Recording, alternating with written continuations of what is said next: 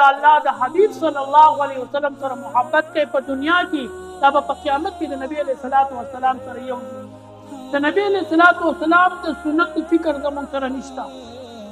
د نبی علیه الصلاۃ والسلام یو صحابي دی او د هغه په باره کې روایت کې راځي چې د نبی علیه الصلاۃ والسلام په خدمت کې حاضر شو. ډېره موده د نبی علیه الصلاۃ والسلام سره ملاقات نه شوی چې کله د نبی علیه الصلاۃ والسلام خال راغی نو نبی علیه الصلاۃ والسلام ولیدو ډېر په تکلیف کې و، ډېر په غم کې و او ډېر جسم د هغه د نبی علیه الصلاۃ والسلام چې پراغې ډېر زیات په تکلیف کې و، ډېر کمزوري شوی. نبی علیه الصلاۃ والسلام دې تپوس وکړو چې ولې ته ډېر بیمار یې، ډېر تکلیف دی تا ته او ډېر په غم کې. نو نبی علیه الصلاۃ والسلام ته دا صحابي عرض کوي ای د الله رسوله وایي زما سره داسې معامله ده چې کله زه ستا په خوا کې ناست یم نو زما پروا نه وي. حضرت ثوبان رضی الله تعالی عنه صحابي و ده.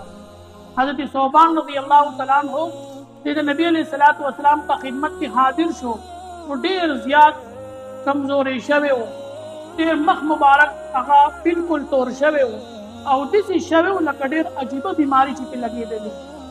نبی علیه الصلاۃ والسلام ته تپوس وکړو وی بیمار شوی څه وجه ده؟ نو د نبی علیه الصلاۃ والسلام ته ویل الله رسوله وی بیمار شوی نه یم، یو څو ورځې ډېر عجیبه خیال راځي، ډېر عجیبه خیال راځي.